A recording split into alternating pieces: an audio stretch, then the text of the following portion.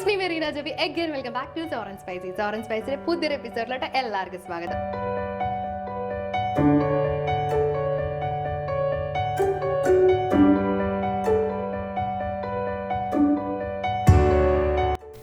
Hello, അപ്പോൾ ഇന്ന് നമ്മൾ റെഡിയാക്കി എടുക്കാൻ പോകുന്നത് കുട്ടികൾക്കൊക്കെ നല്ല ഇഷ്ടമാവുന്ന ഒരു പൊട്ടാറ്റോ ലോലിപോപ്പിൻ്റെ റെസിപ്പിയാണ് കേട്ടോ.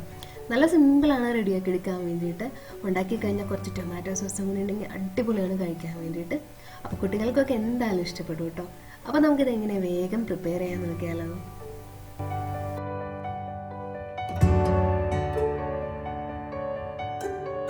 അപ്പോൾ പൊട്ടാറ്റോ ലോലിപോപ്പ് റെഡിയാക്കി എടുക്കാൻ വേണ്ടിയിട്ട് ഞാനിവിടെ ഒരു 3 ഉരുളക്കിഴങ്ങ് നന്നായിട്ട് വേവിച്ച് ഉടച്ചെടുത്തിട്ടുണ്ട്. ഇനി നമുക്ക് ഇതിനകത്തോട്ട് ഒരു സവാള പൊടിയായിട്ട് അരിഞ്ഞത് ചേർത്ത് കൊടുക്കാം. കൂട്ടത്തിൽ 2 പച്ചമുളക് ചെറുതായിട്ട് അരിഞ്ഞത് ചേർത്ത് കൊടുക്കാം. ഇതിനകത്തോട്ട് ഞാനൊരു 2 ടേബിൾ സ്പൂണോളം മല്ലിയില ചെറുതായിട്ട് അരിഞ്ഞത് ചേർത്ത് കൊടുക്കുന്നുണ്ട്. ഇനി നമുക്ക് ഇതിനകത്തോട്ട് കുറച്ച് പൊടികൾ ചേർത്ത് കൊടുക്കണം. അപ്പോൾ ഞാൻ 1 ടീസ്പൂണോളം കാശ്മീരി ചില്ലി പൗഡർ ചേർത്ത് കൊടുക്കുകയാണ്. അതിന് കൂട്ടത്തിൽ 1 ടീസ്പൂണോളം മല്ലിപ്പൊടിയും കൂടെ ചേർത്ത് കൊടുക്കുന്നുണ്ട്. ഇനി നമുക്ക് 1 ടീസ്പൂണോളം ഗരം മസാല ചേർത്ത് കൊടുക്കാം. 1/2 ടീസ്പൂണോളം ജീരകത്തിൻ്റെ പൊടി ചേർത്ത് കൊടുക്കാം. ഇനി നമുക്ക് ഇതിനാവശ്യമായിട്ടുള്ള ഉപ്പ് ചേർത്ത് കൊടുക്കാം. ഒരു പകുതി ചെറുനാരങ്ങ ഒന്ന് പിഴിഞ്ഞൊഴിക്കാം.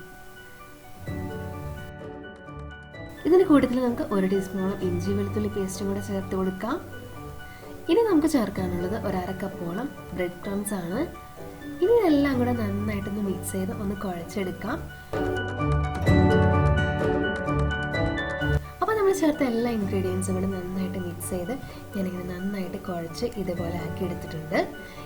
ഇനി നമുക്ക് ഇതിനകത്തുനിന്ന് കുറേശ്ശെ എടുത്തിട്ട് കയ്യിൽ വെച്ചൊന്ന് ഉരുട്ടി റൗണ്ടിൽ ചെറിയ ചെറിയ ബോൾസ് ആക്കിയിട്ടൊന്ന് റെഡിയാക്കി എടുക്കാം.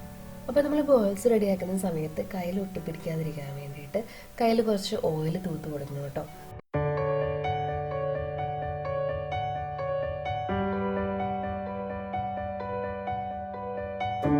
അപ്പോൾ ഞാൻ റെഡിയാക്കിയ ബോൾസ് എല്ലാം കൂടെ ഈ ഒരു പ്ലേറ്റിലോട്ട് എടുത്ത് വെക്കുകയാണ്.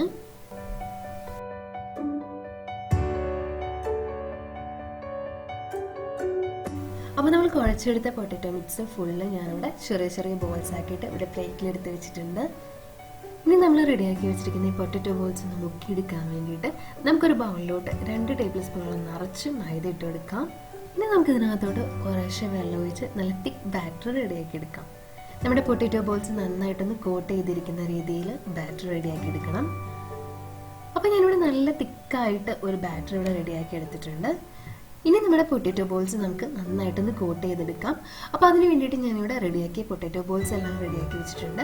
അതിന് കൂട്ടത്തിൽ നമ്മൾ റെഡിയാക്കിയ മൈദയുടെ ബാറ്റർ റെഡിയാക്കി വെച്ചിട്ടുണ്ട്. അതിന് കൂട്ടത്തിൽ കുറച്ച് ബ്രെഡ് ക്രംസും കൂടെ എടുത്ത് വെച്ചിട്ടുണ്ട്. ഇനി നമുക്ക് ഓരോ പൊട്ടാറ്റോ ബോൾസും എടുത്തിട്ട് നമ്മുടെ മൈദയുടെ ബാറ്ററിൽ നന്നായിട്ടൊന്ന് കോട്ട് ചെയ്തെടുക്കാം.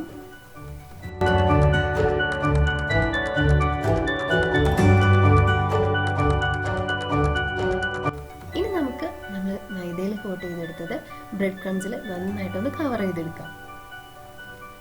അപ്പോൾ ഈ സമയത്ത് നമുക്ക് വേണമെങ്കിൽ ഒന്നും കൂടെ ഒന്ന് ഷേപ്പ് ആക്കാൻ പറ്റും കേട്ടോ. നന്നായിട്ടൊന്ന് റൗണ്ട് ഷേപ്പ് ആക്കണമെങ്കിൽ ഈ സമയത്ത് നന്നായിട്ട് റൗണ്ട് ഷേപ്പ് ആക്കാൻ പറ്റും. അപ്പോൾ നമ്മൾ മൈദയിലും ബ്രെഡ് ക്രംസിലും കോട്ട് ചെയ്തെടുത്ത ബോൾസ് നന്നായിട്ടൊന്ന് ഷേപ്പ് ചെയ്ത് ഞാനിവിടെ ഒരു പ്ലേറ്റിലോട്ട് മാറ്റി വയ്ക്കുകയാണ്. ഇതുപോലെ തന്നെ നമുക്ക് ബാലൻസ് എല്ലാ പൊട്ടാറ്റോ ബോൾസും നന്നായിട്ട് കോട്ട് ചെയ്തെടുക്കാം. അപ്പോൾ നമ്മുടെ എല്ലാ പൊട്ടാറ്റോ ബോൾസും ഞാൻ മൈദയിലും ബ്രെഡ് ക്രംസിലും മുക്കിയിട്ട് നന്നായിട്ടൊന്ന് കോട്ട് ചെയ്തെടുത്തിട്ട് റെഡിയാക്കി വെച്ചിട്ടുണ്ട്. ഇനി നമുക്കിതൊന്ന് 15 മിനിറ്റോളം ഫ്രീസറിൽ വയ്ക്കാം. അതിനുശേഷമാണ് നമ്മൾ ഫ്രൈ ചെയ്തെടുക്കുന്നത്.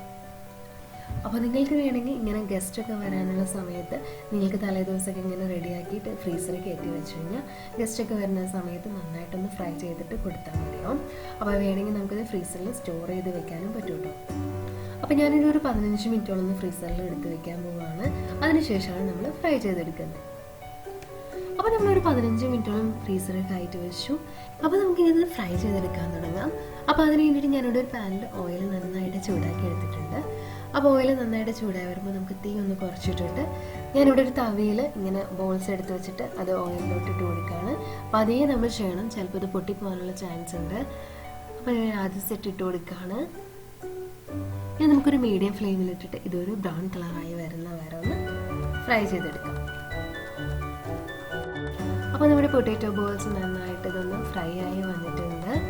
ഇനി നമുക്കിതൊന്ന് കോരി മാറ്റാം. കോരിയിട്ട് ടിഷ്യൂ പേപ്പറിൽ വെച്ച് കഴിഞ്ഞാൽ ഓയിലൊക്കെ ഒന്ന് നന്നായിട്ട് പോയി കിട്ടും. അപ്പോൾ ഇതേപോലെ തന്നെ ബാലൻസ് എല്ലാ ബോൾസും നമുക്ക് ഫ്രൈ ചെയ്തെടുക്കാം. അപ്പോൾ നമ്മൾ ഫ്രൈ ചെയ്തെടുത്ത എല്ലാ പൊട്ടറ്റോ ബോൾസും ഞാനിവിടെ ഒരു പ്ലേറ്റിലോട്ട് എടുത്ത് വെച്ചിട്ടുണ്ട്. അപ്പോൾ നമ്മൾ ഇനി ഇങ്ങനെ പൊട്ടറ്റോ ലോലിപോപ്പ് റെഡിയാക്കാന്ന് വെച്ച് കഴിഞ്ഞാൽ ഇതിൻ്റെ മീതൊക്കെ നമ്മൾ ടൂത്ത് പിക്ക് കുത്തി കൊടുക്കും.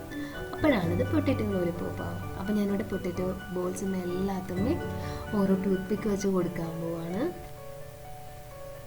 അപ്പോൾ നമ്മൾ എല്ലാ ബോൾസുമേയും ടൂത്ത് പിക്ക് വെച്ച് കുത്തി കൊടുത്തിട്ടുണ്ട്. അപ്പോൾ നമ്മൾ അടിപൊളിയായിട്ടുള്ള പൊട്ടറ്റോ ലോലിപോപ്പ് ഇവിടെ റെഡി ആയിട്ടുണ്ട്. കുറച്ച് ടൊമാറ്റോ സോസും കൂടെ ഉണ്ടെങ്കിൽ അടിപൊളിയായിട്ട് കഴിക്കാൻ വേണ്ടിയിട്ട്. അപ്പോൾ എല്ലാവരും ഒന്ന് ട്രൈ ചെയ്ത് നോക്കുക. നല്ല സിമ്പിളാണ്. അതേപോലെ തന്നെ വേണമെങ്കിൽ ഇത് സ്റ്റോർ ചെയ്ത് വെക്കാനും പറ്റും. നമുക്ക് ആവശ്യമുള്ള സമയത്ത് പെട്ടെന്ന് എടുത്ത് ഫ്രൈ ചെയ്ത് കഴിക്കാനും പറ്റും. അപ്പോൾ എല്ലാവരും ഒന്ന് ട്രൈ ചെയ്ത് നോക്കുക കേട്ടോ. അപ്പോൾ നമുക്കിനി അടുത്ത വീഡിയോയിൽ വേറൊരു റെസിപ്പി ആയിട്ട് കാണാം. ടാറ്റാ.